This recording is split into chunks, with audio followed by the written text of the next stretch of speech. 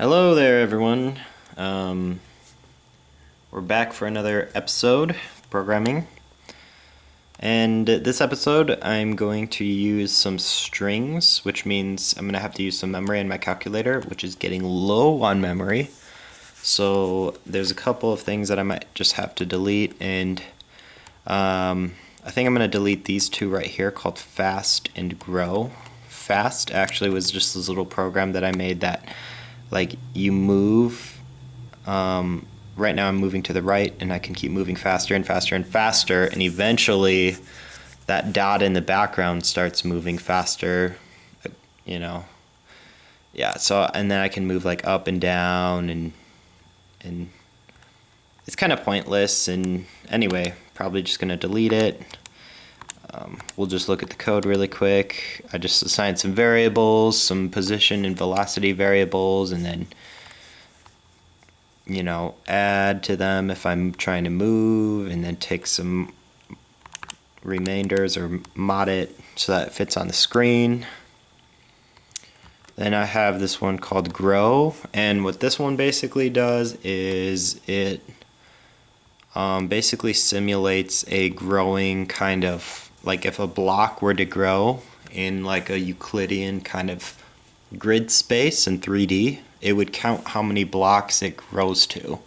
So if you start with one block and then you grow one more, then you obtain 4 more blocks. And then if you grow again, I think you obtain like, I don't even know, like one on each corner and then some on the inside, which is, anyway, I was playing in Minecraft, and I wanted to know how many blocks were at each stage, and so this just figures it out for you.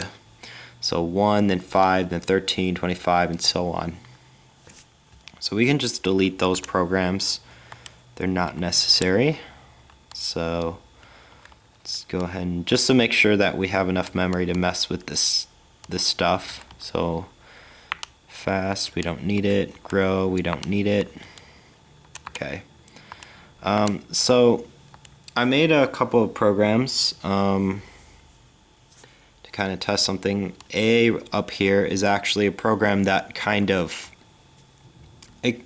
just creates an entire screen's worth and then some of random numbers right here. And then here at the bottom, this loop right here basically just draws it to the screen and moves us around. So it kind of shows how long it would take if we were to try to center the player on the screen through a maze. By the way, we're going to be working on the maze, but we're going to make it larger. So if I wanted to move, let's say I'm like somewhere in the middle here or something, and I wanted to move, but move the environment instead of moving me on the screen.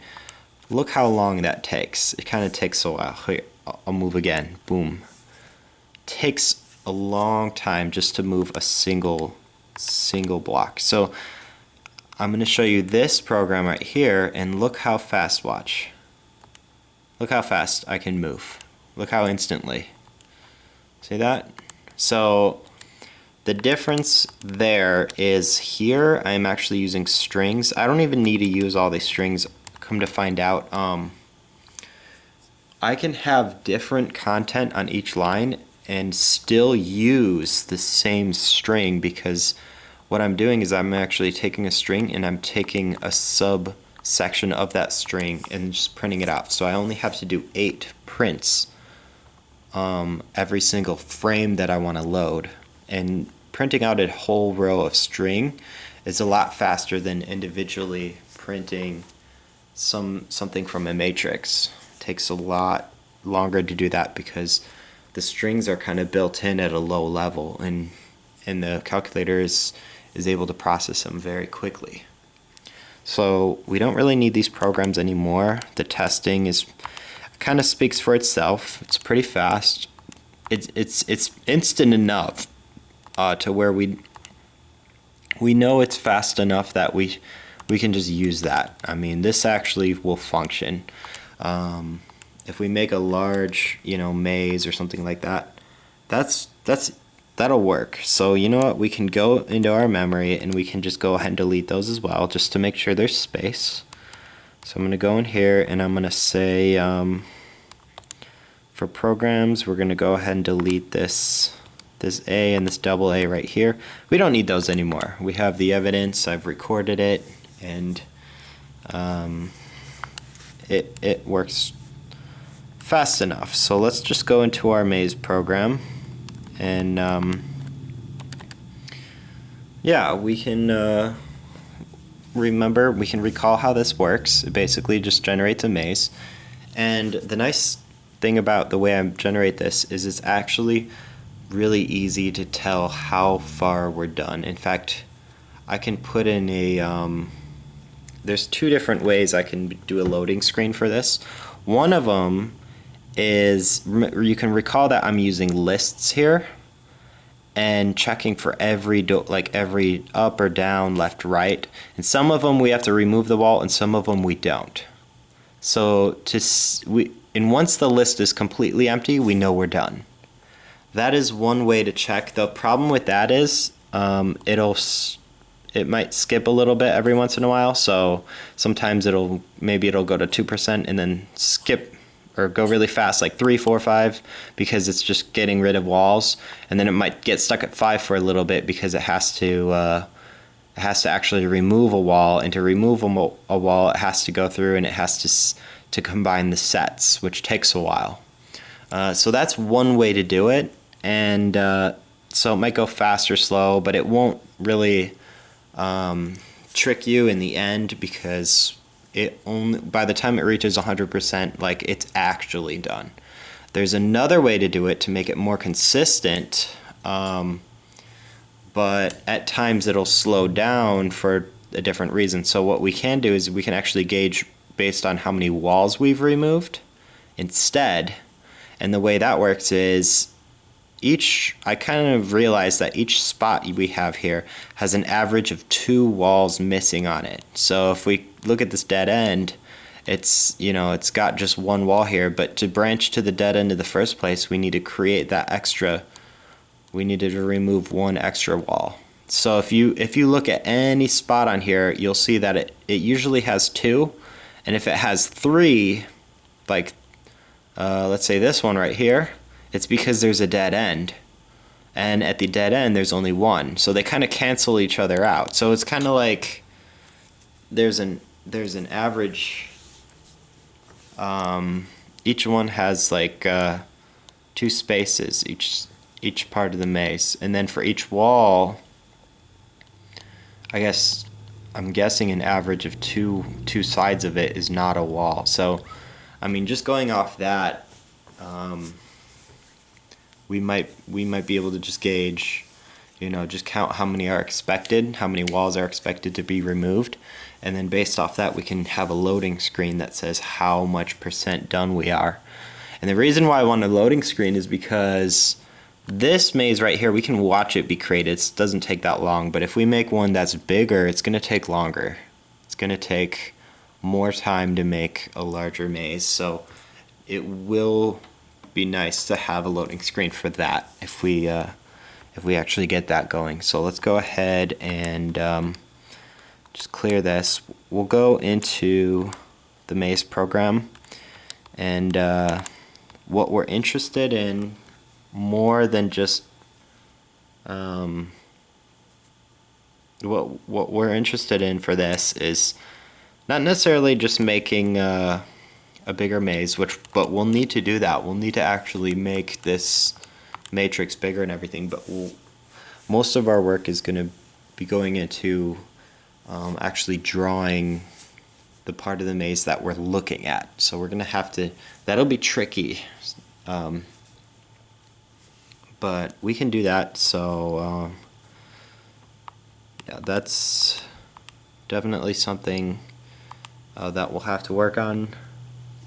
I might go ahead and make this maybe double the size or something, so we can, I guess we can go with 16 by 32 hopefully, and just changing that. Let's see if we have enough memory, because I want to make sure that we don't run into this problem.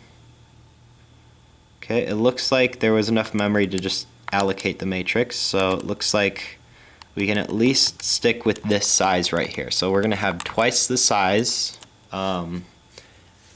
which is actually, well, it's 4 times the area, but it's twice the length and twice the height. So we're going to have 4 times the area of a maze, and then we're going to have to redefine our variables to mean 2 different things.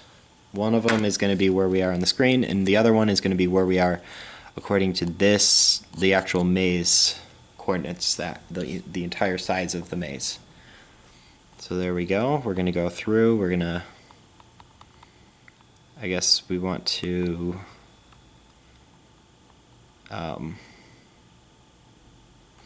well, I'm not sure how we're going to do the drawing. We probably should do the drawing when we're done generating the actual maze, and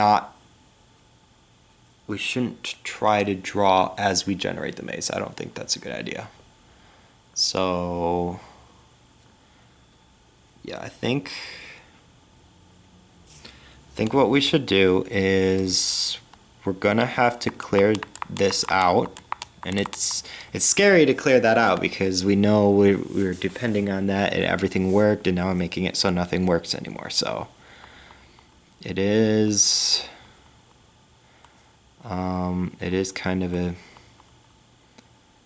sad thing right there.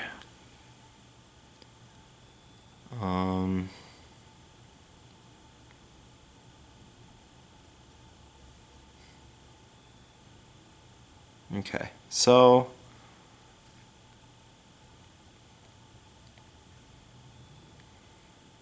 so we are using the entire, I guess one thing that we'll have to change here is actually, let's go ahead and we might be able to use variables for these, so we can use 16 as our V and 32 as our W. So why don't we go ahead and do that? I should have probably actually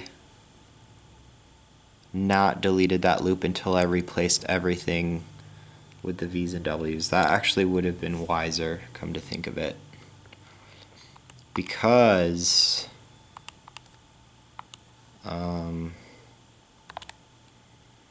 then we'd know that there's no bugs, there's no mistakes in converting this. But this would be V minus 1 right here. And then this would be W minus,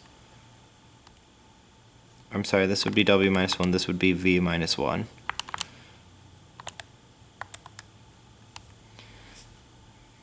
Yeah, you know what? Actually, let's go ahead.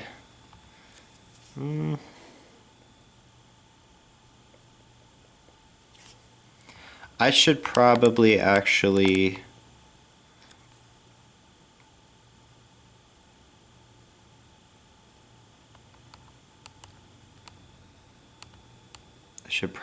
have not actually have done that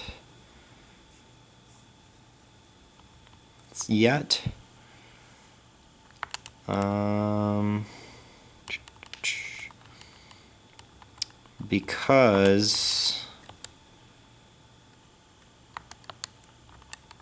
Because I do want to make sure that there's no issues. Yeah, so let's go ahead and just keep the same size that we had going before. And we're gonna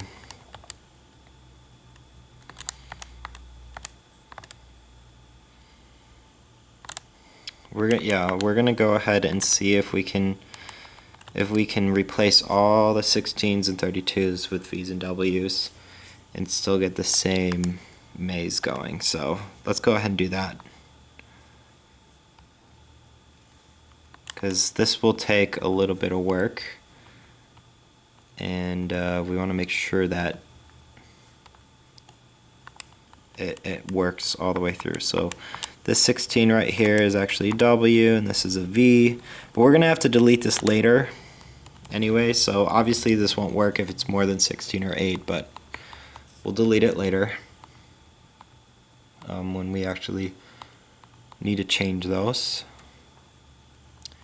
And it looks like we used half the coordinates for dimension A. So let's see, V, ooh, I'm getting confused here already. V was, okay, W is the X, which is weird because that's backwards from what they are on the calculator.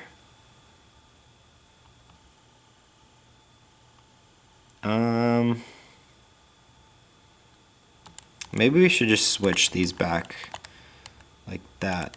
V and then W. W, then V.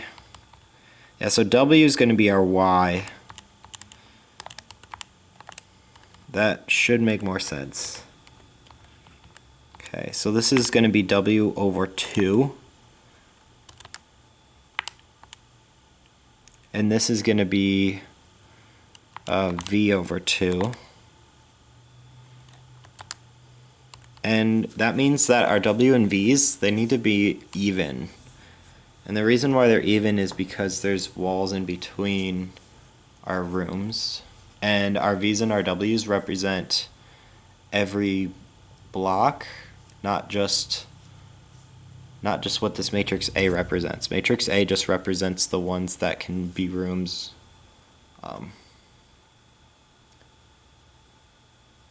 not the ones that are static, not the walls that are always between. So that's another thing. I don't know if we've used Q and R, because I could use another set of variables to, yeah, we use R down here, so it looks like we're just going to have to divide it by 2 where is needed.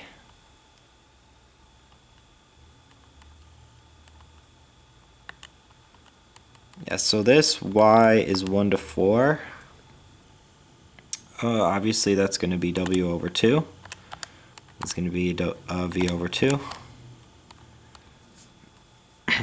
And then here we're filling it with C, which C is a counter, so here we're numbering everything.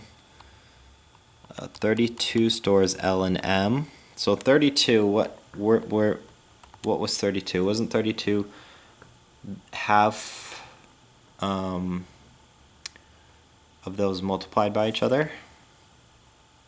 I believe that's what it was. So because 32 is 4 times 8, 32 is the number of rooms that we have total. So the number of rooms we'll have in the full maze is going to be 4 times this if it's going to be 16 by 32, but it's going to be whatever it is. It's going to be this number here. It's going to be V over 2 times W over 2. Just like that. And then we can reuse that number right here for M. So that should be the total number of possible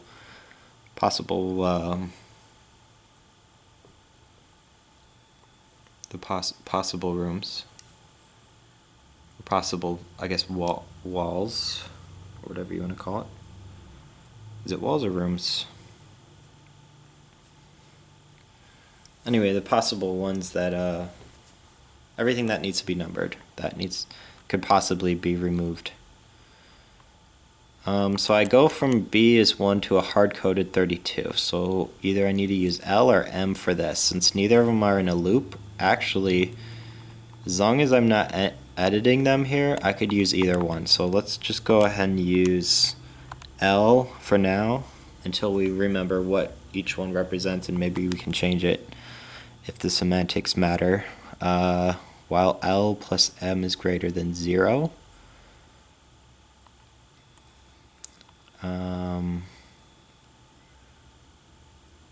Okay, I can't remember exactly what L and M represented. So we choose a random number to be are... Oh, right. L and M represent... Right, okay, I remember now. I just used L and M to represent the two different lists for saying if we're moving down or to the right. Right, so random integer from 1 to L stored as R. And then let's see here. Random integer from 1 to L stores R.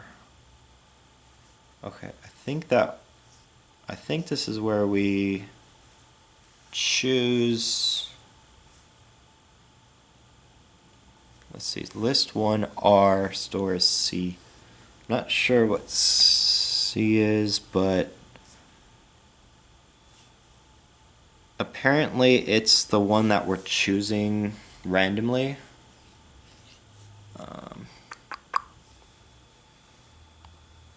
Right, okay, so if R, so that means we're doing we're looking down or to the right or something. Then we choose it and we get the value of it. And then what does this do? C minus 1 over 8 plus 1. Okay, I think I'm converting... Whew, I almost should have watched my old maze video or something before doing this. C minus D minus 1 times 8 stores E, and then A of D, E stores F. What does this mean? It's like hieroglyphics. Too bad you can't like name your variables in TI Basic. So int of C minus 1 over 8 plus 1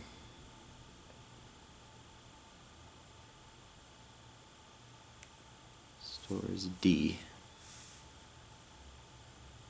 Oh, okay, so I'm converting it to D and E, which are two-dimensional coordinates. And obviously I'm retrieving A. So I basically pick a C, I find out what number it is, I figure out where it belongs on the matrix, and then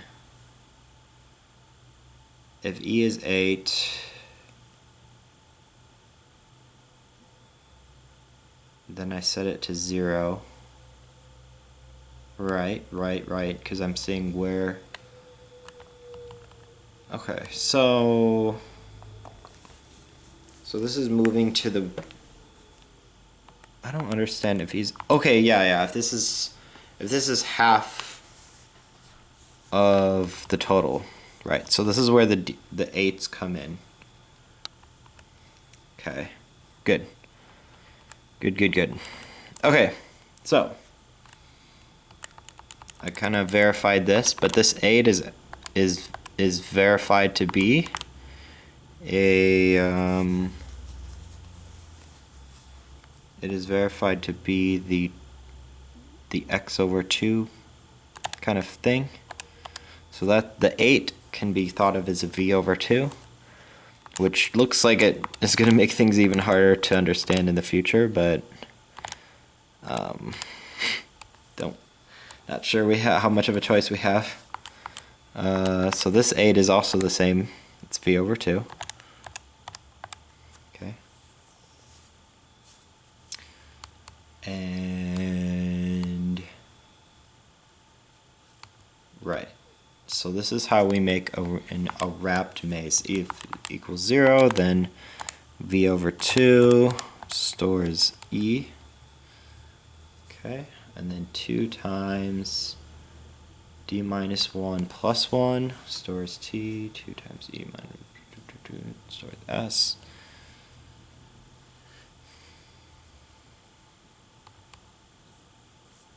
Okay. And then I swap these two. What am I swapping? Oh, I think these are the...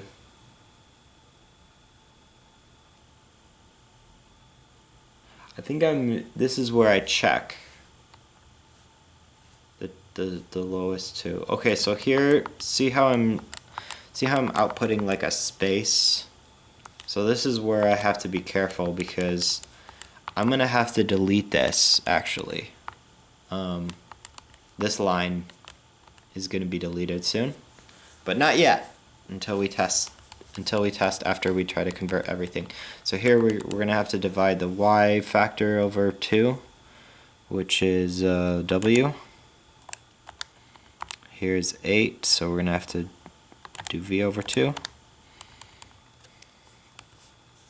And those were setting matrix A. So as long as we're setting a matrix, those will stay there, and we have to convert them over. While R is less than L. Okay, I think this is where we shift everything down, and then here on this else is where we select the other one. Right. Okay, so this is where we're, like, for example, if we're moving down on the other part, this is where we move right, or we're looking to the right. So v over 2, and we're going to do v over 2 here. Okay, because v is our x kind of factor. And then if d equals 4, so this is we're checking vertically. So this obviously is going to be w over 2. And then let's make sure that everything, oh, we got a 4, so this is w over 2 here. And then obviously we need to switch these, so w over 2.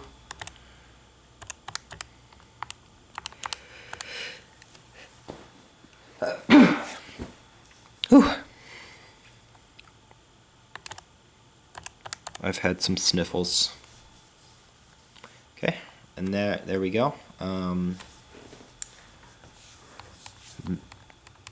We should have done the most of it so far.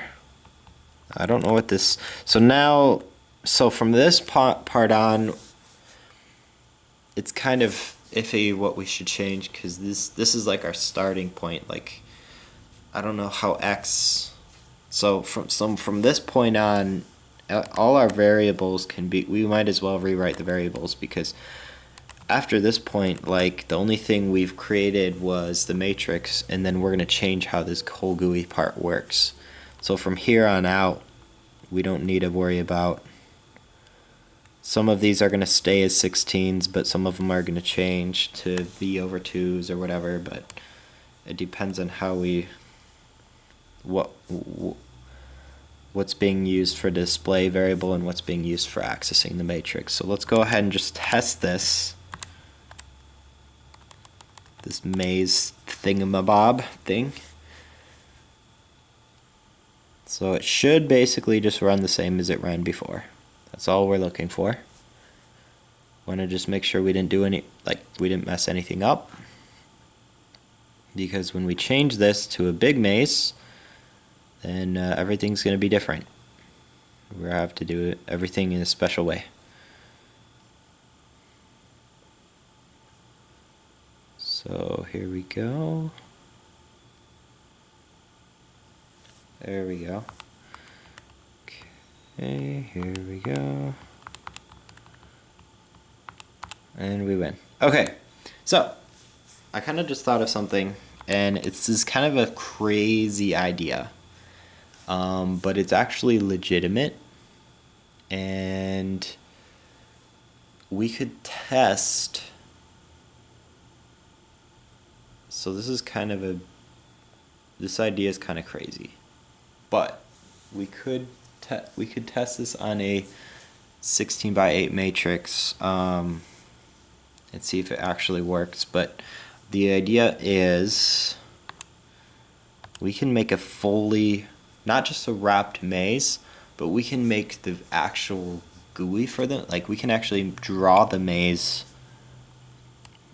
wrapped, which is crazy, but it's actually for real. Like, we could do this. In fact, I could actually break this program into 2 programs. One to generate the maze and the other to traverse the maze. And that might blow your mind, but think about it, like we could actually do that. We could actually do that if we really wanted to.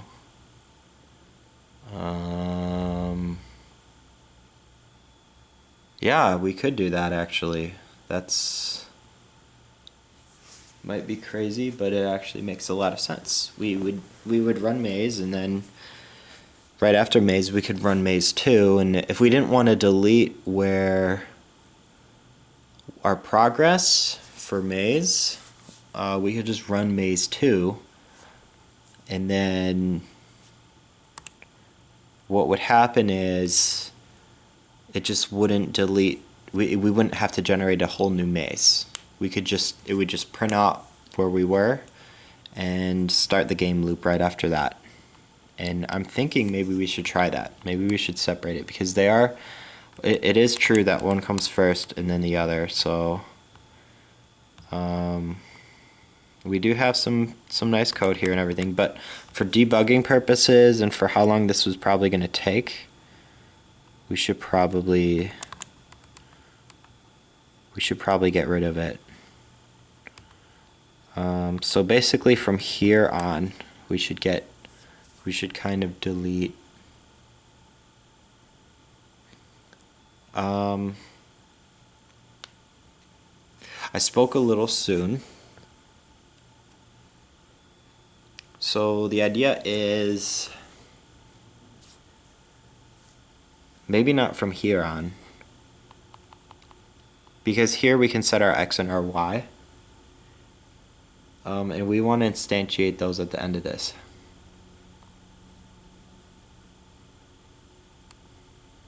But we do, so X, Y, S, and T, let's just pretend that those represent, we can use any variables we want actually. So instead of X, Y, S, and T, we could use like, I don't know, I, J, N, and O or something.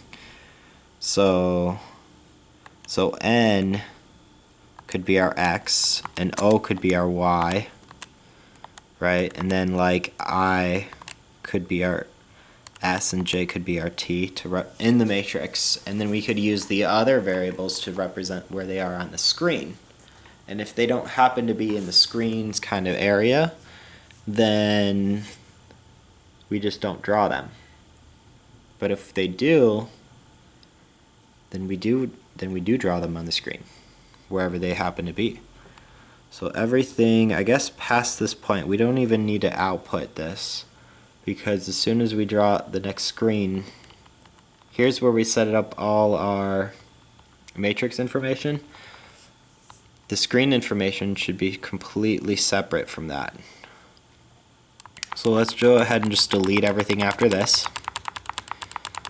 A lot of stuff to delete. And then we're gonna, like right here, I'm gonna call maze 2. So we're gonna, I didn't plan on doing this, but I'm gonna make 2 programs, not because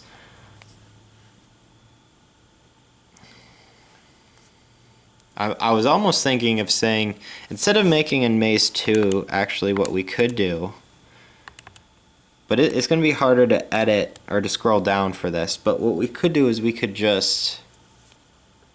prompt and say, would you like a new maze? 1 for yes, 2 for no. Something like that.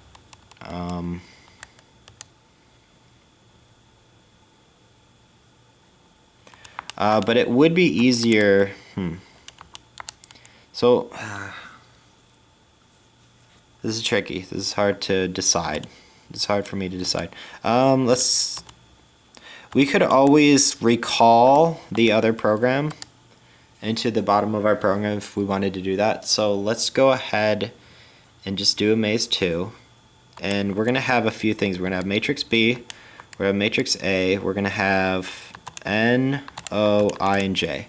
All these things are pre-created for us, and we need to use those.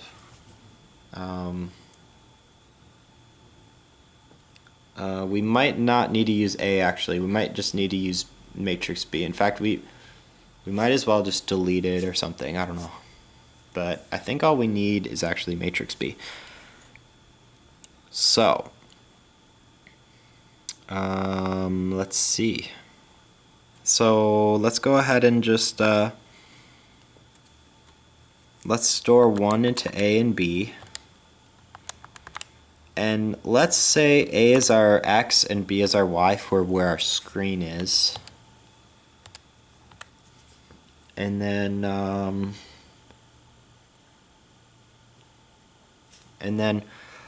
since we're starting in the upper right hand corner or upper left,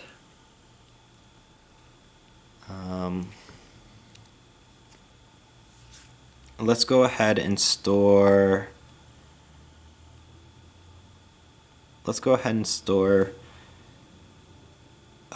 our I and J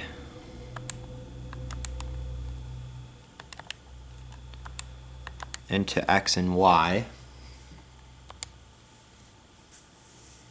Okay, so now we have kind of the location for us, and then we have our N and O, which is the location of the end, and we're going to store those into S and T.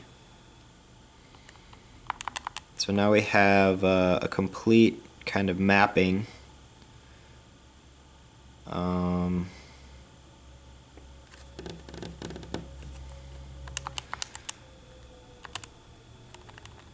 Let me just make sure at the bottom of this that we call maze 2 and that I did actually copy those correctly.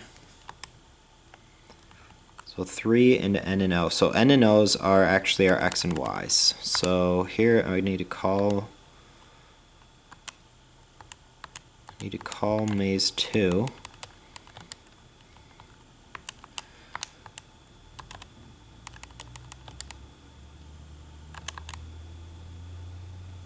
No. Maze 2.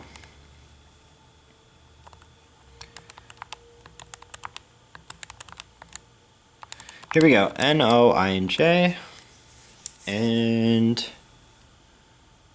1 store into A and B. And then let's go back to maze because we're about to do some crazy stuff. We're not done with it actually, because what we need to do is we need to delete all these, remember. Yeah, so I've decided now is a good time to delete all the outputs and possibly make like a loading screen eventually. We would make it that in here. So let's get rid of all these output spaces.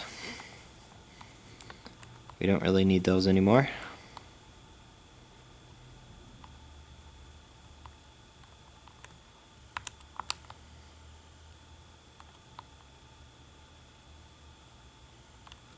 Okay, so, and we might do this at the end of maze actually. I shouldn't have started this right away, but there's actually something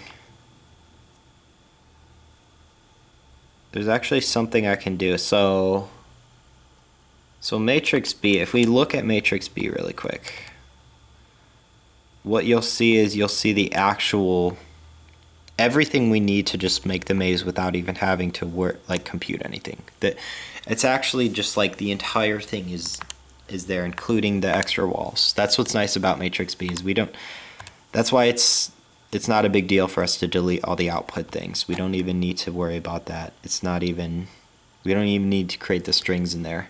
So what I'm going to do is actually at the very bottom of this, I'm going to create not even just plural strings. I'm going to create one string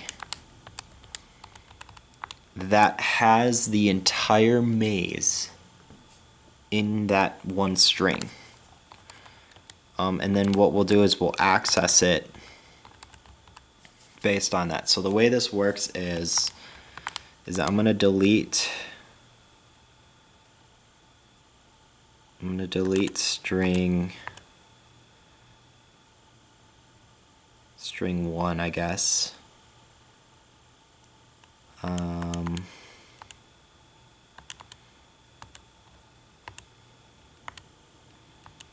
How do you, I don't know how to delete a variable. Let's see. Delete var. I might have to go to the catalog here. Anyway, no. I want to go into matrix or maze. I really didn't want to quit out of the program. I don't know how I did that, but that was an accident. Anyway, catalog D for delete var. String 1. Okay, so string 1 is going to be actually, I probably should have just done that. Anyway, we don't need that. So the way this works is I'm going to have an empty string and I'm going to store the entire, basically the entire maze into the string, going through each thing. So I'm going to have 2 for loops. So I'm going to go for A. It's 1 to V. A is going to act as our X. B is going to act as our Y. And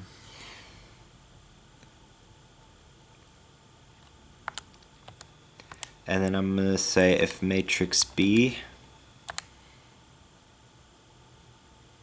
of whatever our Y is, which is our B or W,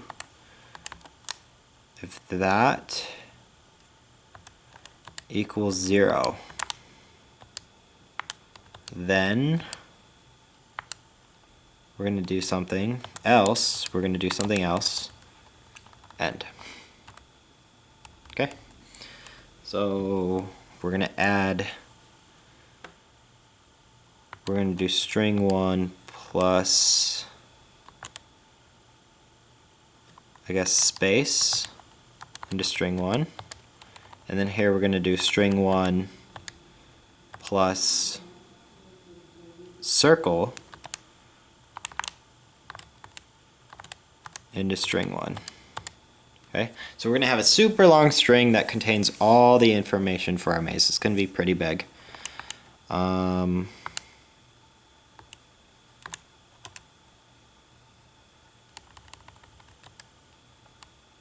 Right. So now I need to print the substrings for depending on where we are. So we're going to control where we are using the A's and B's, and we're going to set those to whatever we need them to be. But for now, we're just going to assume that we're in the upper left-hand corner, and since our maze is just going to be 8 by 16, we should still be able to see the entire maze if we just, you know, print according to the size generically. So I'm going to go through here and I'm just going to do a couple for loops. Or actually I'm just going to do, I think I'm just going to do 1 for loop. So it's going to be for C is 1 to 8. Okay. And I'm going to print, let's see, I'm going to output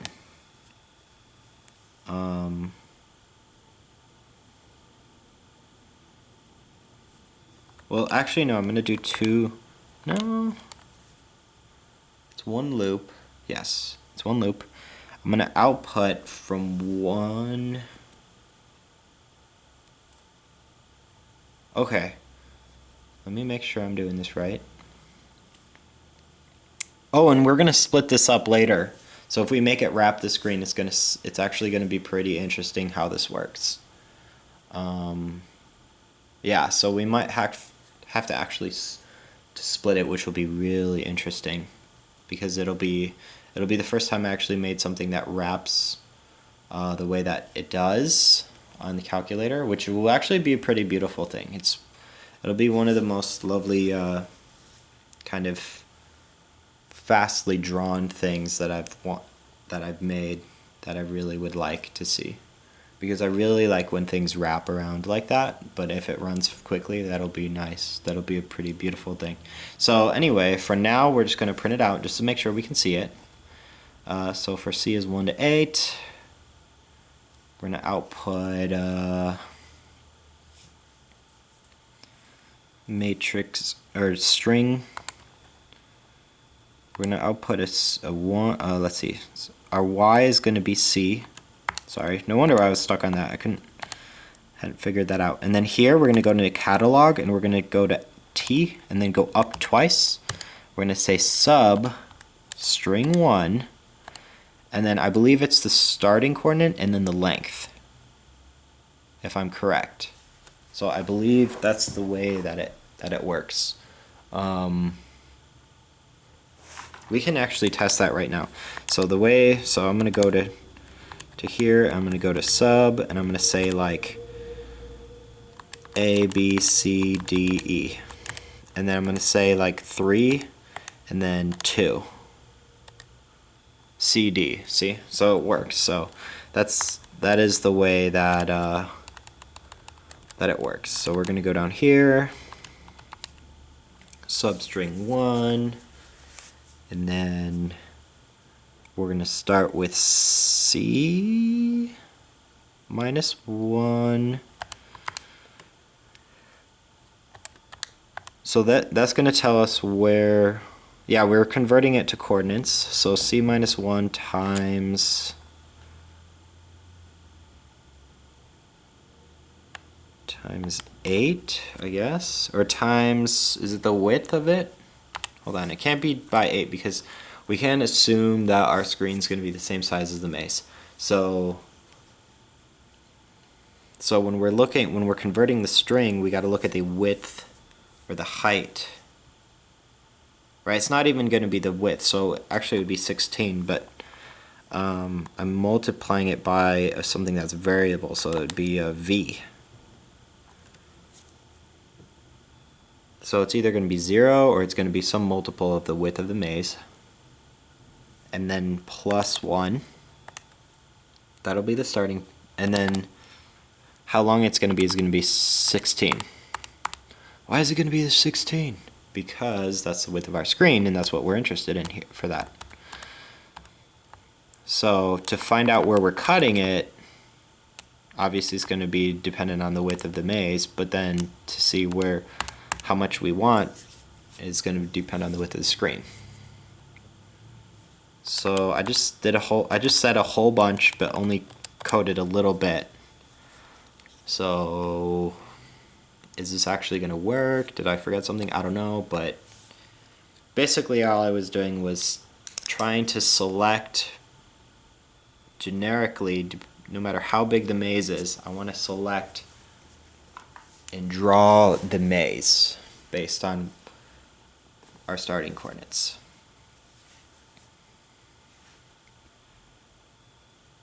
It's funny because the other episode I said the the maze game is finished, but actually I still want to did it say invalid dimensions? That's not fun. Maybe string 1 got a little too long. If it did, then we're in trouble.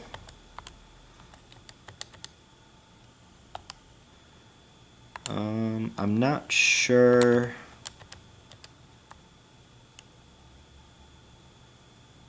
I'm not sure.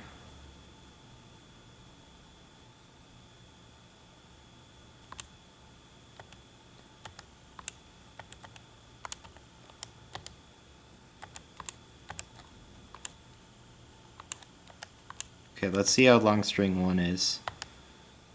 Invalid dimensions.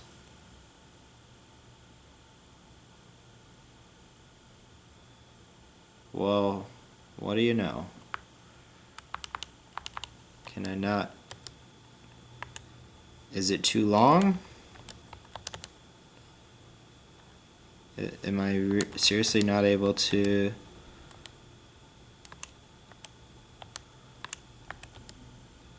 Well, that's silly.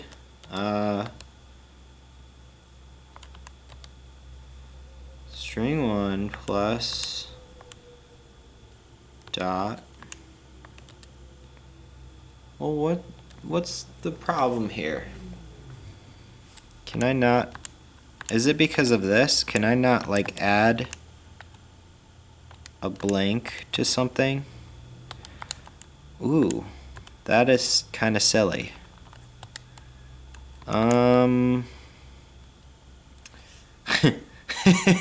Okay, so that's kind of silly. So let's just do something silly here and just put a dot in front of it.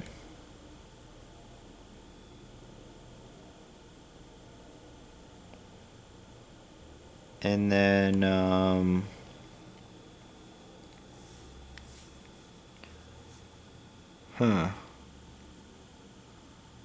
and then maybe at the end here we can like remove the dot or something, which to me is kind of silly, but I guess that's the way you have to do it. So let's go to T sub. So the way we would remove the dot is we'd say substring 1, and then we'd start with 2, and then we'd select literally like the whole length of the rest of the string, which would be v times w. And that should do it. It's kind of silly, but I think that's how we have to do it. So here we go, it's generating the maze. We don't have a loading screen yet. Takes a while. Everybody tell everybody else how your family's doing. Go take a snack break. Go to the bathroom.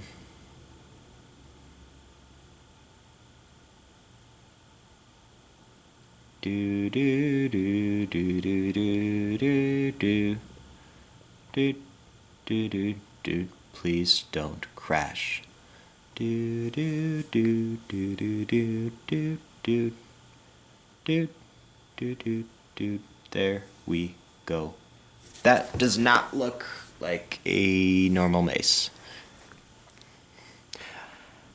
And there's a dot in the upper left-hand corner. Not sure what that's from.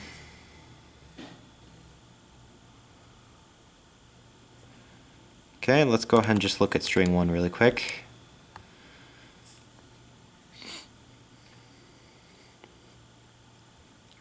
Okay. Not sure why there's a dot, but yeah.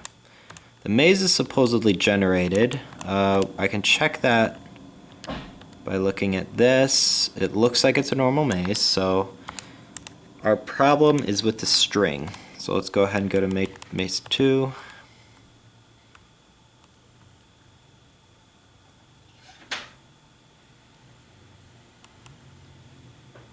Looks like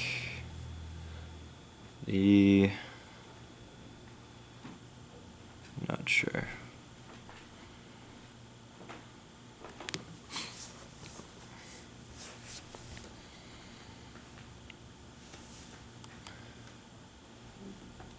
Well, we can just run it again without having to generate it.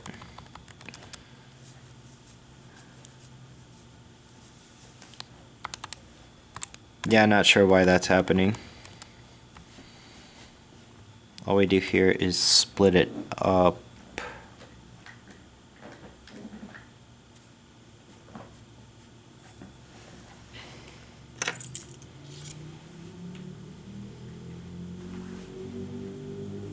Oh. Here's a hypothesis. Maybe I think I know what the problem might be. It might be that I generated this sideways or something. Well, we can check that. Not sure, but could be the problem.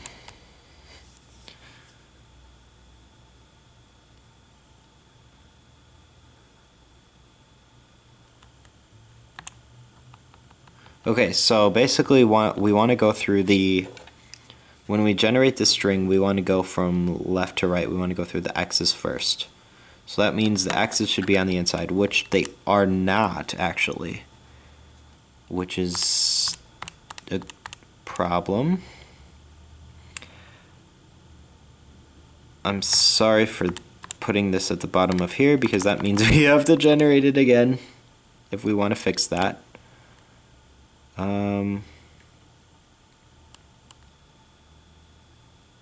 I still don't understand why. If we take v times w, then we should get exactly how many spaces and o's we're adding to string 1. And yet when I say substring 1, oh, that's because I'm not storing that into string 1. Okay, that makes more sense. Okay, so forgive me. We'll have to run this one more time. So basically what we did was we kind of printed the maze sideways-ish. Not sideways, but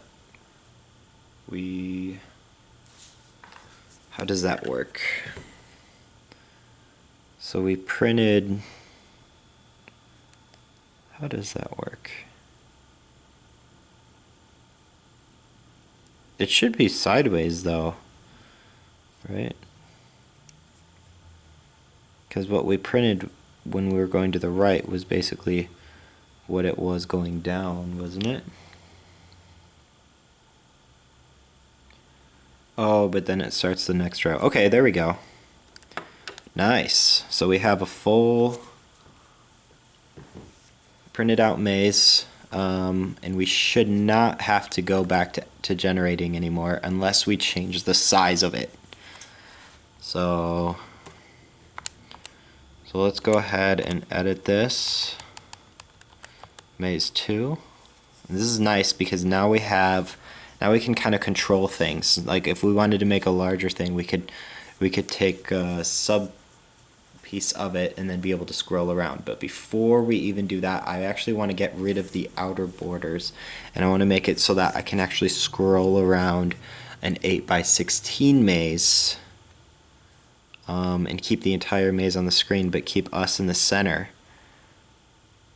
Because that actually would be really interesting. I'm not even sure if we can keep ourselves in the center or not, or how that's going to work. That will be pretty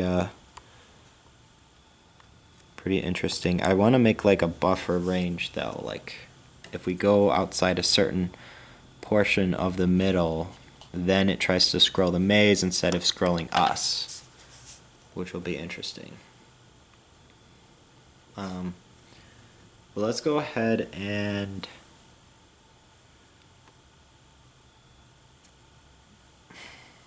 let's go ahead and try that.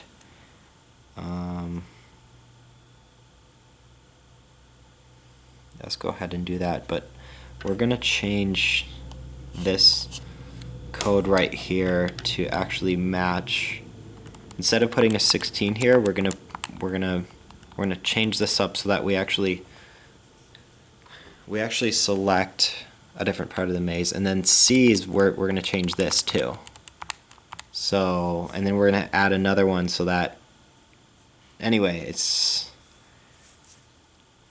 gonna be, we're gonna split it up into 4 chunks basically.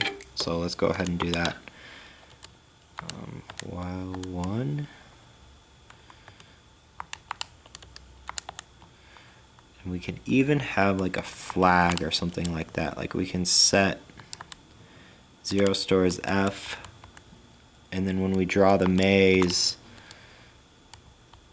we can set like 1 stores F, and we only draw it, like we can say if F if not f or something. So if we need to redraw it, then we go through the trouble of redrawing it. And then we set one as f. So that way, if we don't need to redraw it, we won't redraw it. So we'll set f as 0. Actually, we'll just say f is 1. So if f is true, then we'll redraw it. Okay, so all we have to do when we figure out whether we need to move the maze or not is we set a and b, and then we set f to be 1 to say that, hey, we need to move. We've moved. That way we don't have to check if a and b are different or anything like that. So here we go. We're going to say, we're going to do a repeat get key thing. So, not sure what our get key could be. We could make it D. So, we could do get key stores D, and then repeat D, and then get key stores D again. And then end. And then, here's where it's kind of tricky. What are we trying to do here? So we have x and y, and we have n and o, and those are our current coordinates on the maze and on the screen. So the more important ones that we need to check, or the initial ones we need to check, are the ones on the maze to make sure that we can move. And then the ones on the screen are basically just going to determine whether we move, whether we replot, or whether we move on the screen or not. But before we even check if we can move, obviously we need to check the maze holes. The first thing we check is the n and o. So if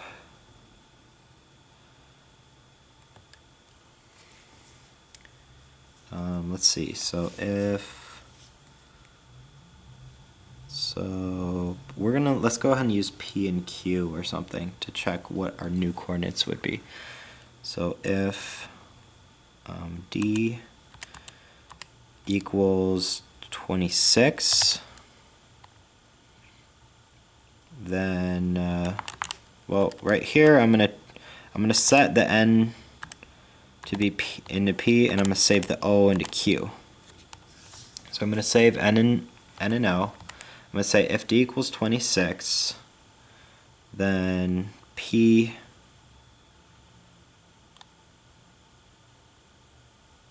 then our P is going to be incremented. Alright? And then if our D is 24, then our P is going to be decremented. So this is us trying to go left in the maze, in the entire maze. Not on the screen, but in the maze. So if D equals 25, then we're trying to go up, so Q is going to be decremented. And then if D equals 20 or 34, then we're going to add 1 to Q. Okay, so that, yeah, I made us some simple things where I just added and subtracted, and well, now we need to wrap them. So if P is less than 0 or less than 1, then that means we need to set it as the max, which is our V. Right? And then if P is greater than our max, then 1 is going to be what P we're actually looking for. And then same things with the Q's. If Q is less than 1. Oh, and I could have added I could have removed some of these checks by putting them in then statements, actually. But it shouldn't be that big of a deal because it's not too many of them. Anyway, if Q is less than 1, then we need to set W as our Q. And then if Q is greater than W, then 1 stores Q. Okay, so now we have a full checking system that gives us P and Q. Okay, so if P and Q are authorized, which we're going to check here. So Q comma P, if that is, I guess, greater than 0, I guess that's one way we can say it, then we will be authorized to move. Okay? And so here's where I've got, here's where, I want to find out what our situation is with this, the whole center thing. So what's considered the center of the screen?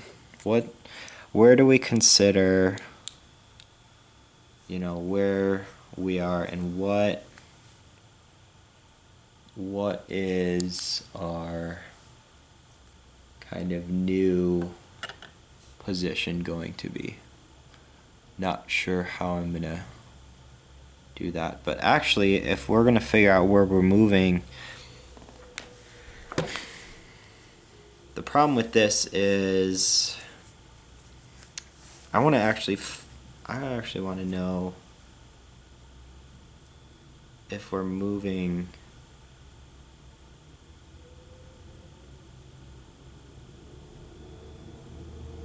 if it's okay that we're moving, I'm not sure. I guess the center of the screen,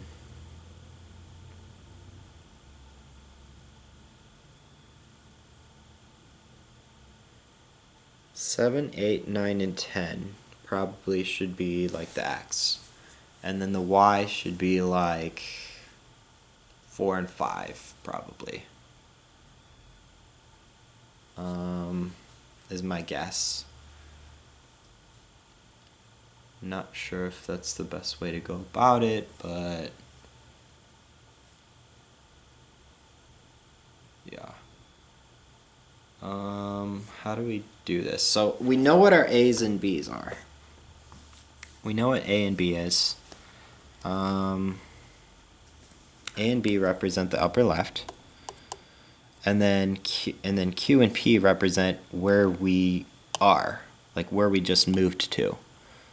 So we want to subtract those and find out whether, like, where the new A and B should be, whether A and B needs to change or whether it doesn't need to change.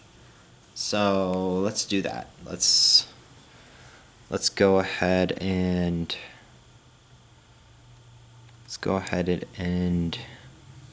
do that and figure out if we need to like increment or something like that. So let's see. Our new X and Y are just we're gonna subtract those, I guess. And add 1 maybe.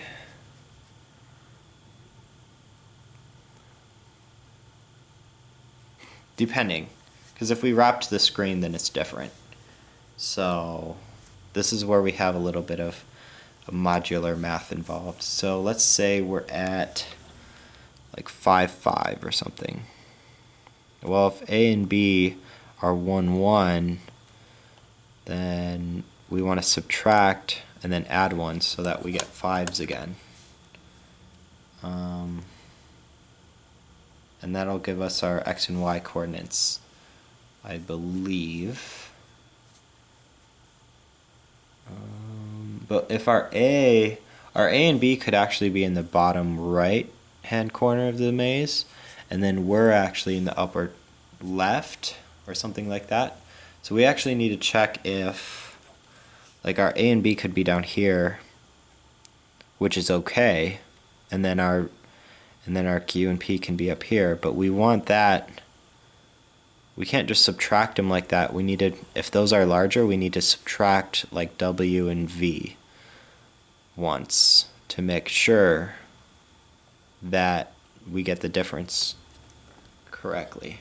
if you know what I mean. So we'll actually get negative values for what we believe our A's and B's to be in that particular equation, if you know what I mean. If A and B happen to be greater than Q and P, then we just subtract them.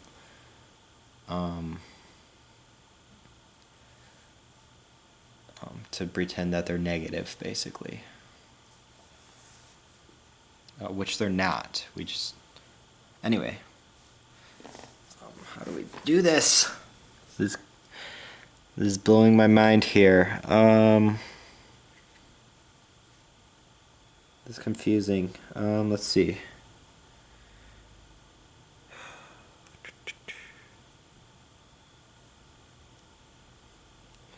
Okay, I need to use more variables. It's just hard to not... It'd be a lot easier if I could make functions and things like that, but I can't. So...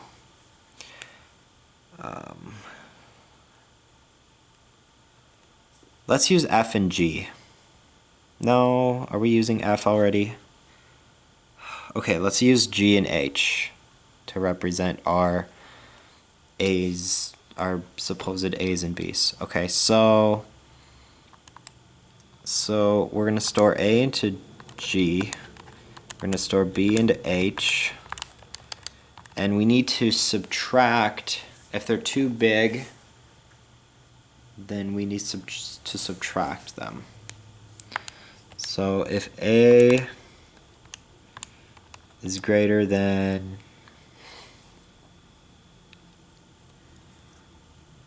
I guess P, because P is our X kind of thing. If A is greater than P, then or if, I guess if G is greater than P, because we're just looking at G now, then G minus V stores P. So even if it were at 16, we'll subtract 16, then we'll be at 0, which is considered negative in this case. Or it's considered off of the map, which is perfect. And if H is greater than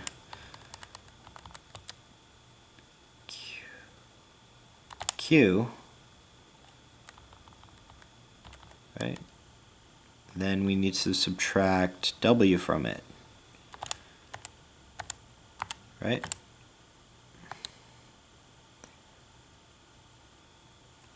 Sorry, H minus W stores H. Okay, so that basically, so now G and H are our virtual, kind of our camera point thing, or our starting coordinate, or our screen coordinates, essentially. Our virtual screen coordinates, not our actual.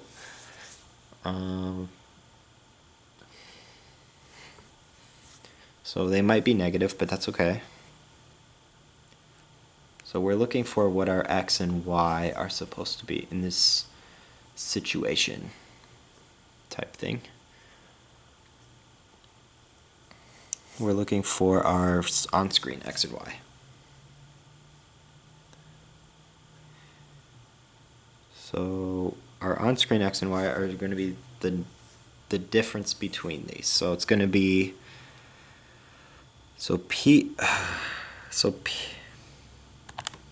P minus P minus G is going to be our X. Not exactly though. Is it? I'm trying to think here. Did I not? G plus 1, right?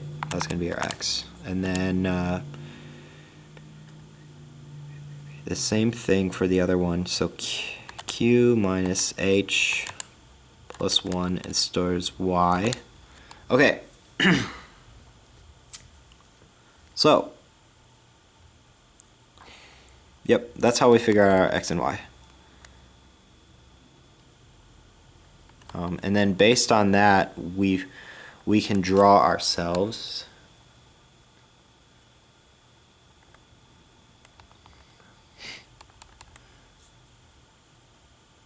So we can draw that. 0 stores f.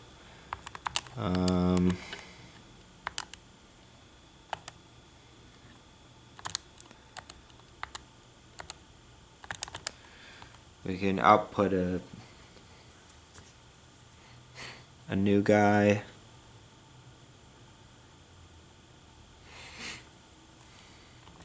We should be able to put an else.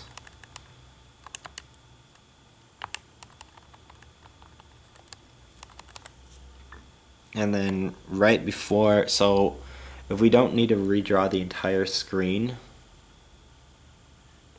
Okay, we might as well though. I don't know. If I do this, this is going to be silly, but basically I'd have to start another set of variables, but like I've used all the possible ones that exist. So, I mean, I could use like L and M or something, but that's just, I mean, it's ridiculous. It's just hilarious how many things. I'm using like the entire alphabet here.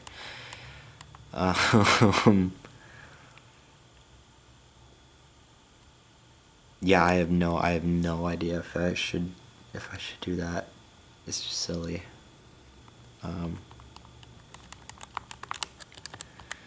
Basically what I could do,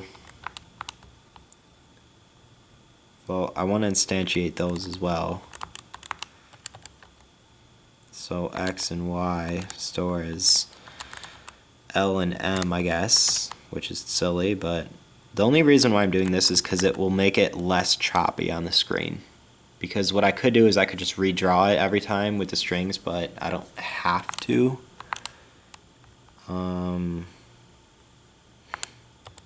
So anyway, what I basically would do here is that I'd say if L does not equal X or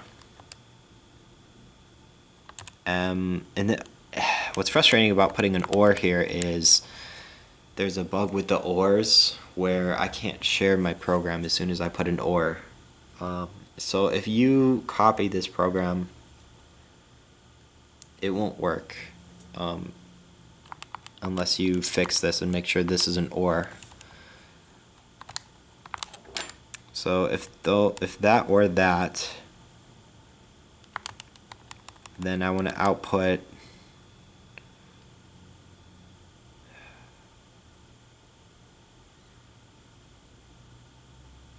anyway, I want to output M, L, and then I don't even think that'll work. This doesn't even make sense. Because if A changed... Oh, right, this is if A did not change. Right, no, that's fine. If A changed, it'll override it, but if it didn't, then our screen did not move. Okay, so then the only thing we need to do here is right after that, we need to save our X and Y, which is silly, because we're only doing it to erase ourselves some of the time. But might as well, just to make it look its best, I suppose. So X store is L, and Y store is M. There we go, we have our thingamablob kind of done here. X and Y, we figured that out.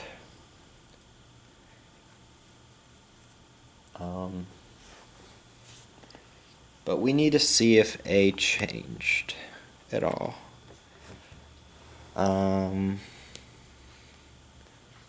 Because we basically figured out based on A and B where we were, or where our screen needed to be. But we only need to redraw the screen if it changed, and we only need it to change if we're like out of bounds, which is what we need to check here. Like sure we can figure out our X and our Y, but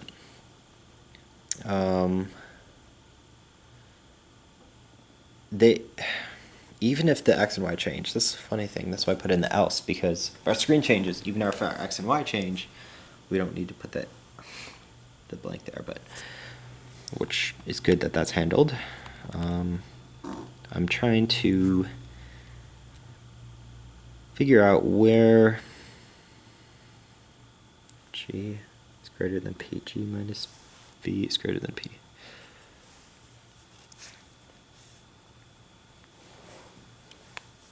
HW minus W stores H. Okay. So.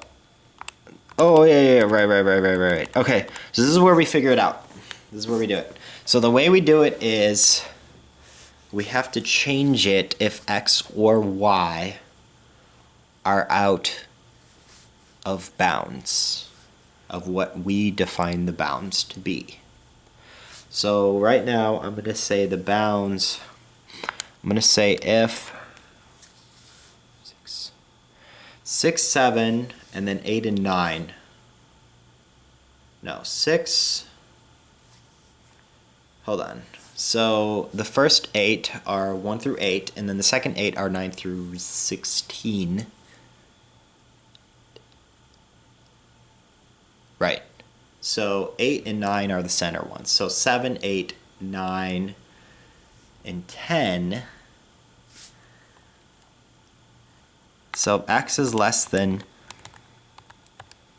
7, or if X is greater than 10,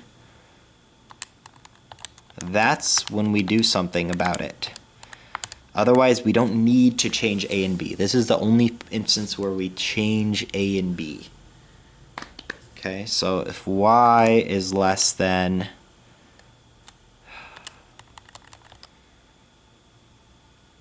half of 8, or if Y is greater than, and only one of these 4 instances should ever happen at any given time. To be realistic, it would not make sense for more than one to actually happen. So if Y is greater than 6, 5, Y is greater than 5.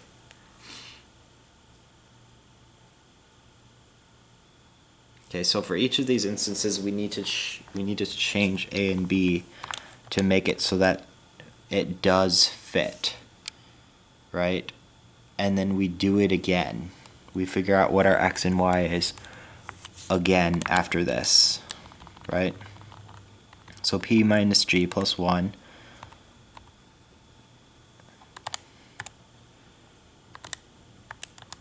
stores X.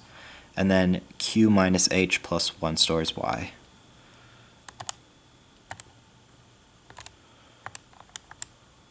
Okay, so see here, I basically recalculate X and Y based off what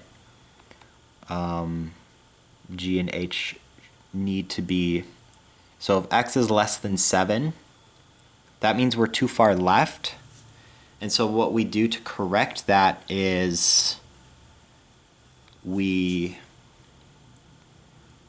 move the screen left. So we subtract 1 from G. So G minus 1 stores G. And what's funny about this is actually self-correcting. Even if we start like on the side of the screen, the more we move around like kind of random directions, it will automatically correct itself for us slowly. It might not be instantly, but it will it'll automatically like increment it 1 away. Now if we're moving towards that side of the screen, it can't correct itself, but as soon as we move like up or down or something, it'll correct that. So that's the funny thing, is even if we start at 3, or whatever, this should still work. Theoretically, this should still process correctly. So I'm gonna change these, and then based on these, we need to figure out what A and B actually are gonna be. That's what we need to do. So if Y is less than 4, then we're gonna subtract 1 from H, and if Y is greater than 5, then we're gonna add 1 to H. Okay, so now our virtual kind of screen position is shifted. And then we figure out our new x and y's, and then we need to figure out our new a's and b's now. So G stores A, and H stores B, and then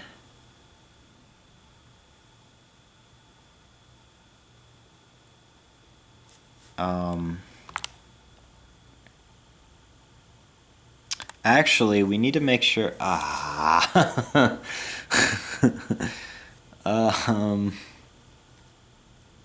remember I said we have to set it into F.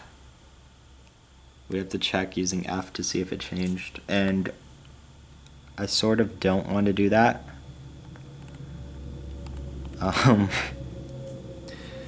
Up there, so you know what I could do is I could say, like, okay, G stores A and H stores B, right? I could check if G and H, I could correct G and H. Hold on, I could say if A does not equal G or B does not equal H. And then if that's true, then 1 is going to be stored into F, saying that we need to change. And then here, what I need to do is I need to actually set them. So G stores A, and then H stores B. But that means that here, I don't need these two. And what I need to do is I need to say, like, if G is less than 1, and if H is less than 1, then I need to unmodulate them back up. I don't even know how to explain that. So basically, like, if they're off the screen virtually, I need to set them to where they actually would be on the screen again, basically, is what I'm saying. So, yeah. Anyway, G. Okay. G is less than 1. G is the x1, so we're going to add V to it. G plus V stores G. And then if H is less than 1, then we add W to it. Right? So there, now, it's not true that all the code is done, but that should kind of take care of, like, setting where our screen is. But the thing is, we have to output. This is the last part that I actually have to fix, and that's, instead of just doing this one output loop, I'm gonna have to actually do 4 of them. To kind of split up the screen. Wherever the screen is split up, we have to do that accordingly. So it matters where the screen is split up, if you know what I mean. So we have to find out if the screen is split up, or we just have to make this code work for whether it is or whether it isn't, you know, either one.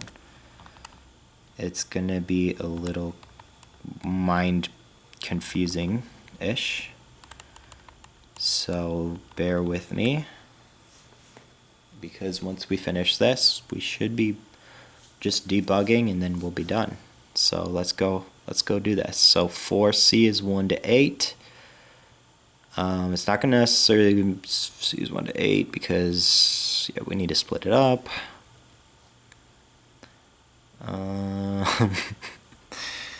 So let's see here.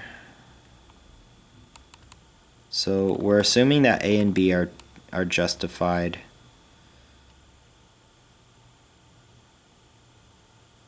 X and Y we store into L and M. Okay, I and J and S and T. Okay, we don't worry about I and J and S and T yet, but those are actually going to be like the winning blobby thing, whatever, our prize or something that we try to get. But anyway, not worrying about that.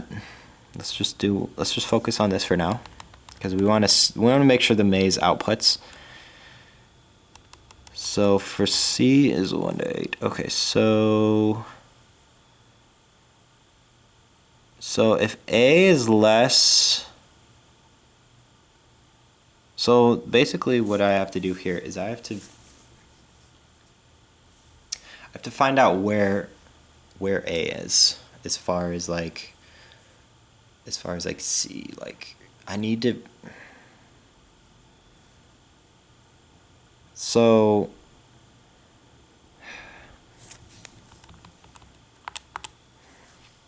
I don't have any variables. I don't even know which variables I didn't screw up. I mean, I guess I can use K and maybe G. No. Yeah, I can use K.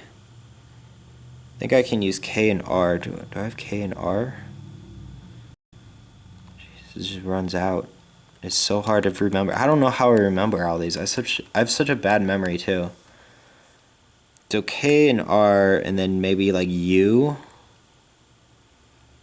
I think I can use K, R, U, and like Z, and that's about it. And theta.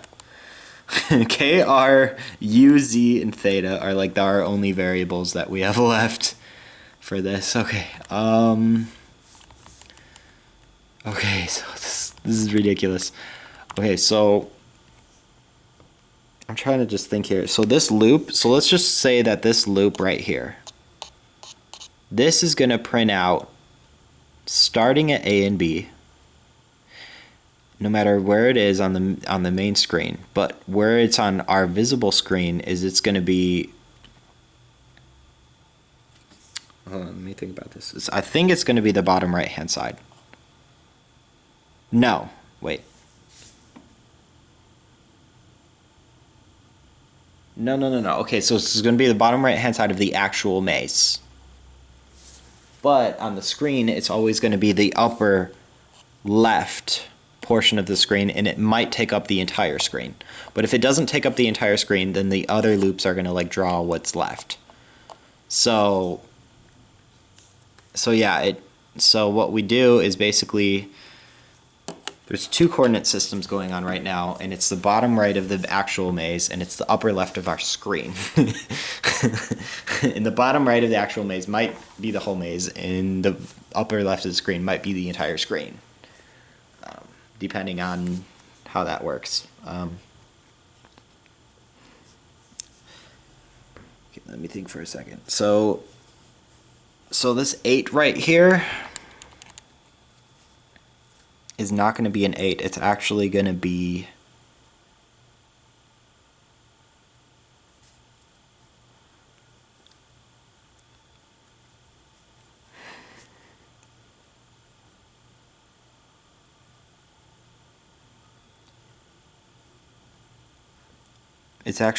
whatever we're going up to.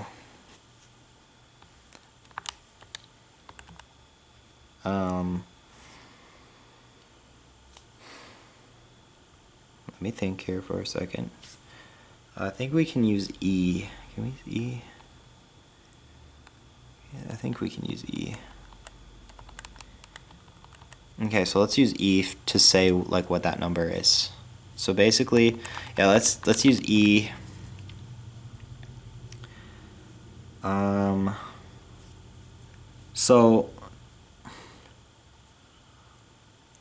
So the height. Okay, so the way this works is the height of our map.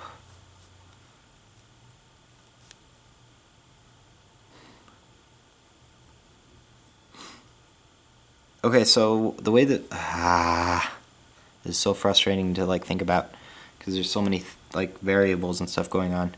So the height of our map is W. We subtract 8 from that, and then we subtract B, which is the height, which is our coordinate height on the map. So yeah, so let's say we're in the upper left. So our thing is 1, 1. And the height of our map is 8. And if we subtract 8 and then subtract 1, we're actually at 0.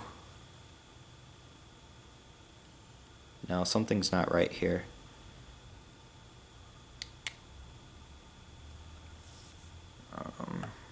No, we need to subtract b, but then maybe add 8.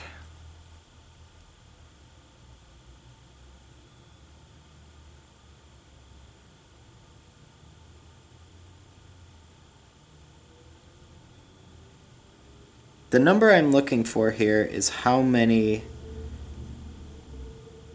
iterations we are to the end. So we should get 8 if we're at the upper left.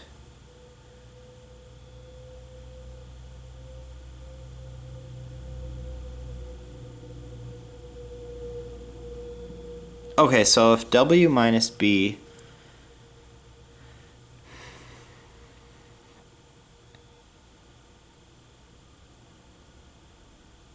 if w is 8 and we subtract b, which in this case let's say is 1, and we should get 7, and we add 1, then that'll be 8. We can store that into e. But the problem is if e is greater than 8, then we just need to cut it off at 8. If e is greater than 8, 8 stores e. But if it's less, and here's where we need to use like a whole nother variable or whatever. Or, well, I guess we don't need to. But if it's less, then we need to do the other loop, and we need to do the other loop for whatever 8 minus e is, number of times. Which is so confusing, but yes, that's basically what we need to do. Okay, so e is basically how far on the screen from the top to the bottom we're going. It could just be one line, it could be like all 8 lines. But that's what it is. That's what E stands for. And then this is also crazy, but we need to basically do the exact same thing for x's. So we need to basically copy that, and then since we're already using d, we might as well just use, I guess, like k. So since we have like no variables left, we just do the same thing for k then. So if k is greater than 16, then just 16 stores k. Right? So what we have here is we have our e and our k, which represent like how far down and how far to the right this like upper left printing portion of the screen actually is.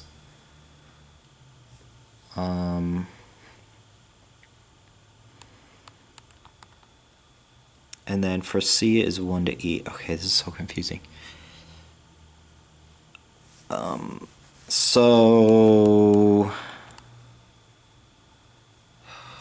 we need to select the part of the maze. So string 1 is the maze. We need to select part of it. C minus 1 times V plus 1, comma 16. It's definitely not going to be 16. It's going to be, this is going to be K. But we need to select the part of the string from like, I'm so confused. We need to select the part of the screen from A onward, A and B onward. We can't just select it from like wherever. So like, this isn't just C minus 1 times V.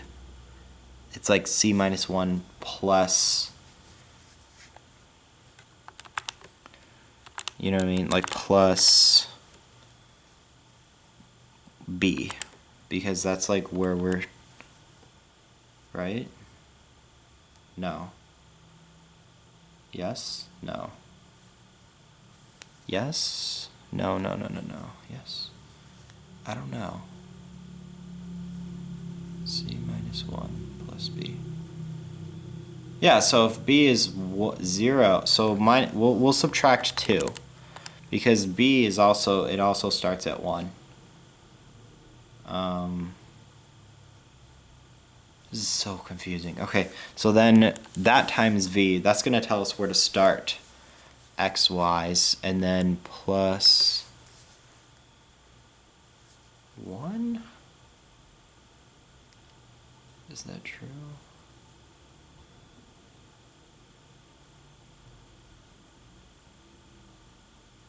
Or plus, right, it is going to be plus 1. No. Yeah, no. Yes, no. Yes, no, yes, no, yes, no, yes, no. Plus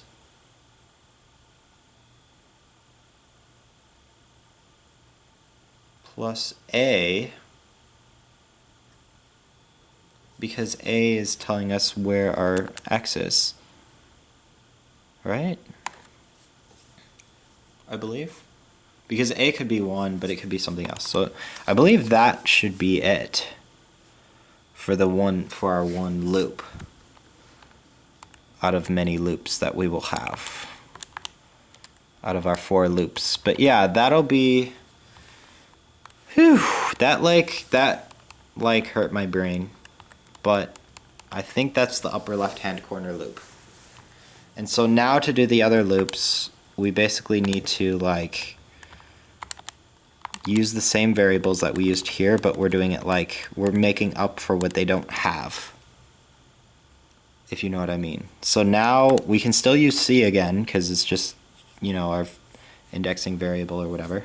But now we can basically go from, so we went from 1 to E, right? So if E was 7, then E plus 1 would be 8. So we basically go from E plus 1 to 8.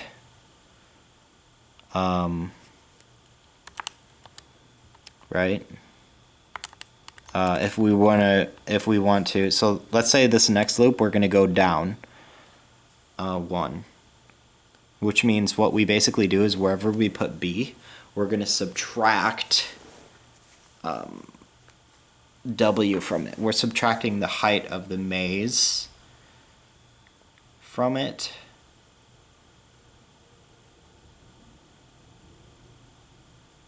Because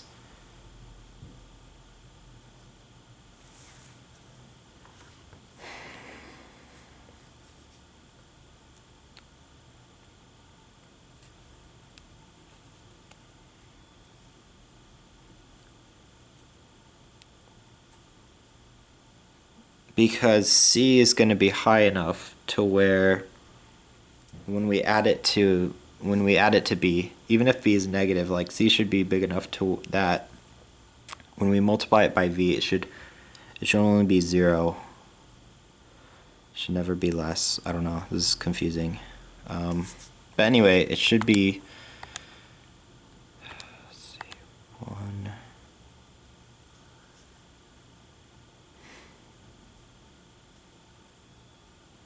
Right, so I'm saying 1 because I'm starting on the left side still. So basically, I already did the upper left square. Now I need to do the bottom left rectangle, which means I would say sub string 1, comma, and then C minus 2 plus B minus V, W times V plus A comma K. So if I did that correctly, then I'm happy. If I didn't, then I'm sad. But anyway, let's go ahead on to the next one.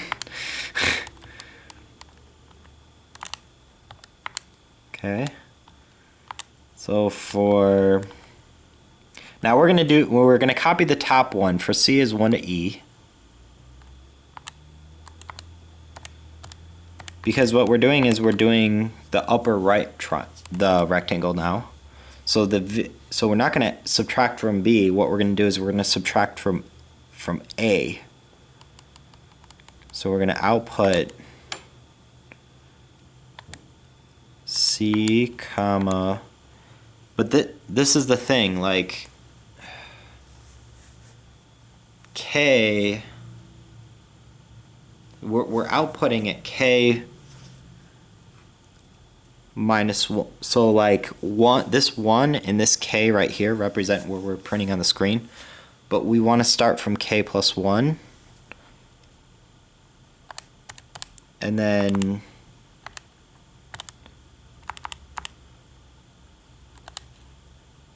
we only want the length of like 6 or 17 minus that, or something like that. So I guess if we printed 1 through 15, right, then K would have been 15. And so we just want 1, right? So if K plus 1 is 16, then 17 minus 16 is just 1. So yeah, it would just be 17 minus K plus 1 would be the ultimate length that we're going to use. So there we go. So that we got sub, obviously string 1, and then C minus 2 plus B only times V. And then we're not adding A, or we are adding A, sorry. But we're not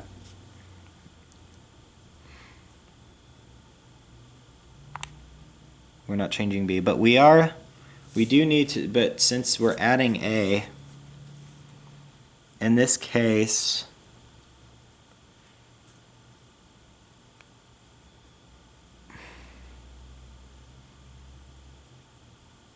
A is going to be too big.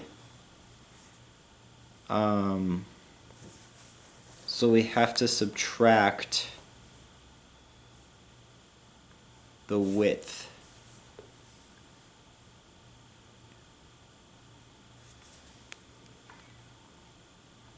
Right? I think so. I think this is right.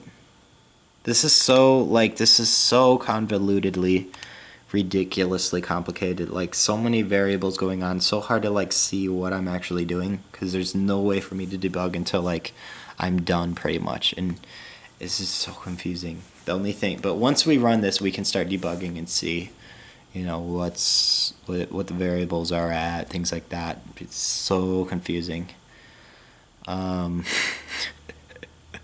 This is ridiculous.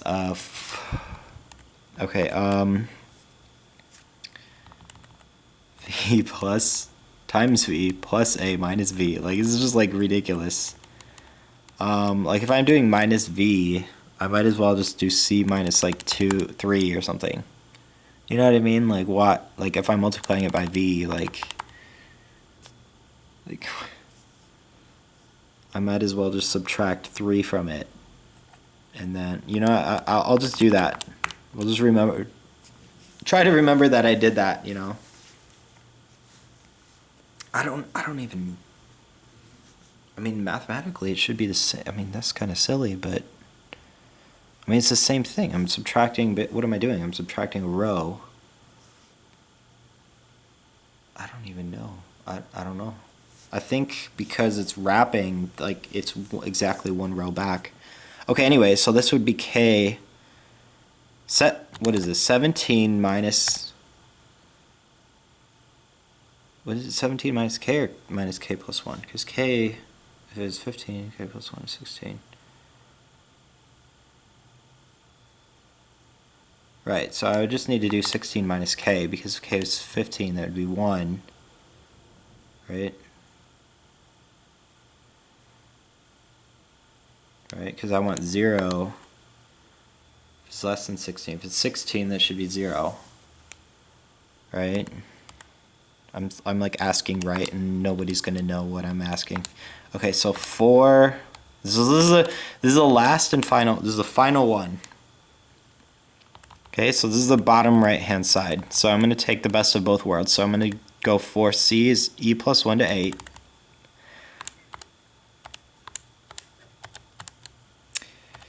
Okay, this is so confusing, but we'll just go with it. Okay, then we're gonna output. So get this, we're gonna output k plus 1. And then we're gonna do sub.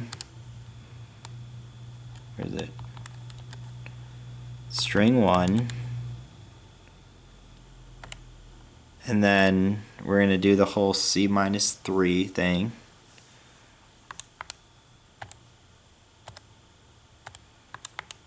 Plus B times V plus A, comma, and then 16 minus K. Okay, so we got the K plus 1 thing going. We got the C minus 3 thing going. But let's make sure we got everything that we had going here going. Because, so we changed, so we have E plus 1 to 8. And then we want to subtract W.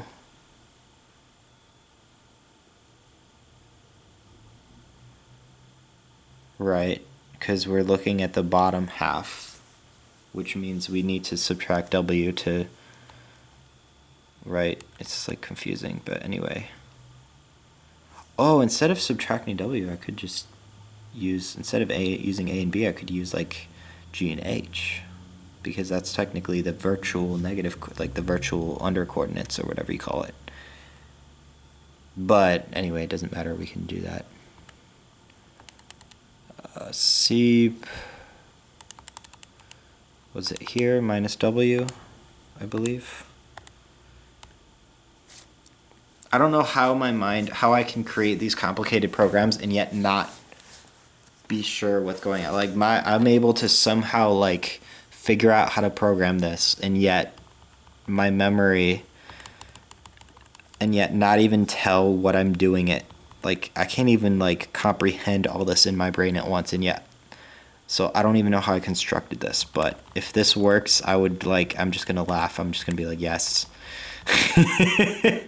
I'm just gonna be so happy. Okay,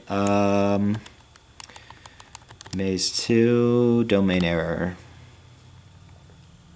Oh, yeah, that sounds like fun. I didn't want a domain error, but C minus 3 plus B times V. I don't know if I should have.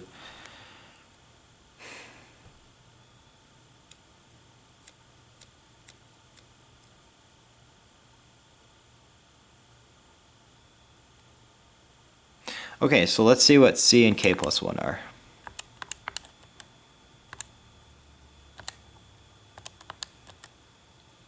Okay, that makes sense.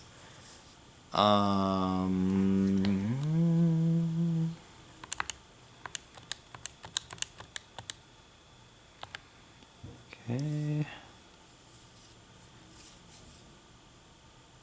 K plus 1 is 17.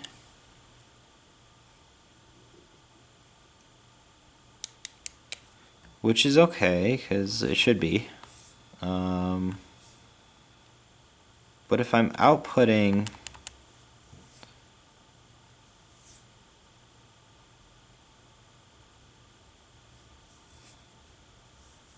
anyway, when I'm outputting, so basically, so dang it, I don't want to do if statements.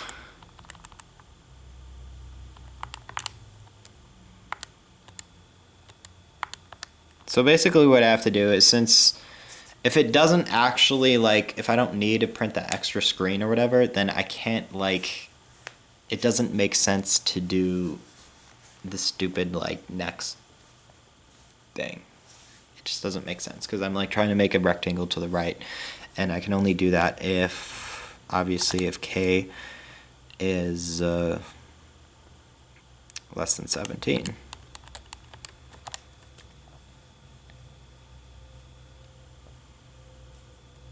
So, yeah. And it's the same for this one right here, actually. The for loop is fine.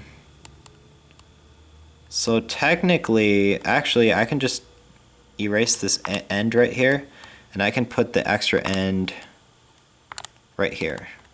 So that should work.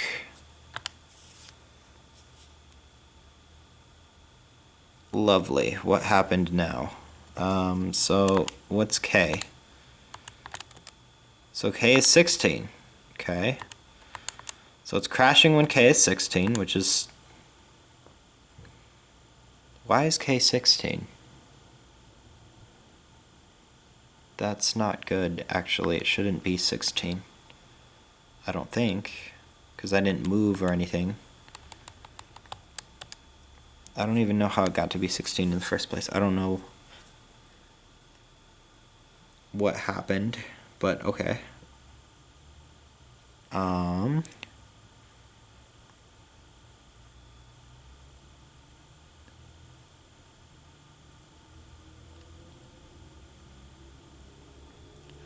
No, I lied.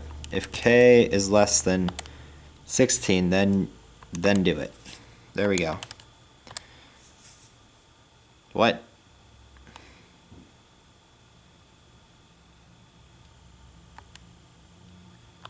Okay, I try to move to the right. We got a domain.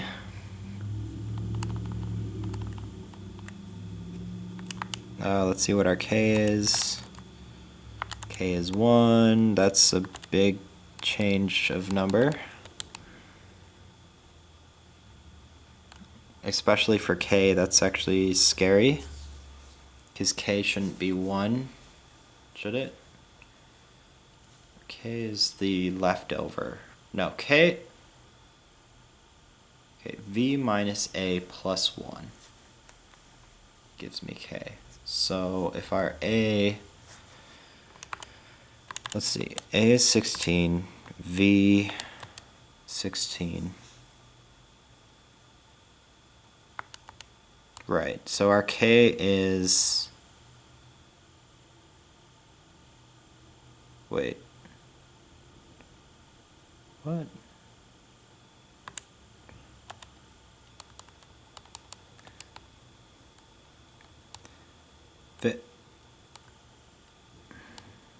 Wait, okay, hold on. E is greater than 8. A source K is greater than 16. 16 source K. What is K again? K is how much to the left we are. Or how wide, hold on. This is like going to be the longest episode ever.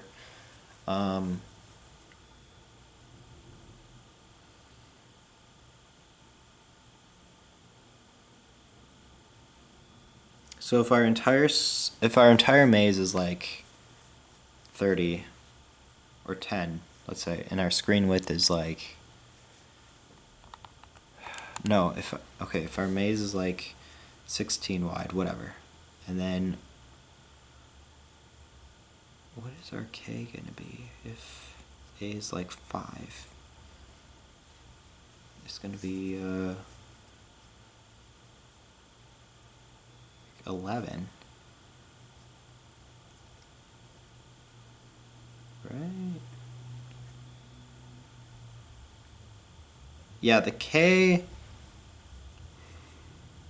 is the length of our upper left part of the screen, which is the same as the lower right part of the maze. Y minus A V minus A plus 1, so where's K?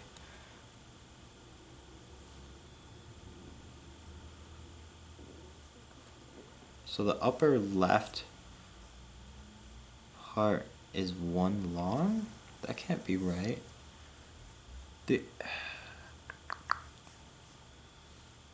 Okay, the entire length of the maze how is our K1? The entire length of the maze is 16. Our starting coordinate A is no, A is 16. How is that possible?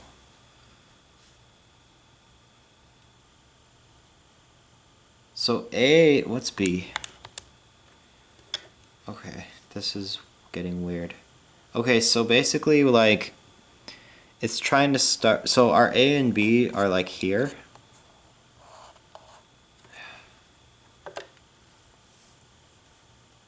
And so it's trying to do a 1 by 1 in the corner. And then, like, this rectangle is going to be like the bottom part of the maze. This is going to be the rest. And then, like, starting from here is going to be like the top part of the maze, basically, is what's happening. Which should work. Technically, it should work.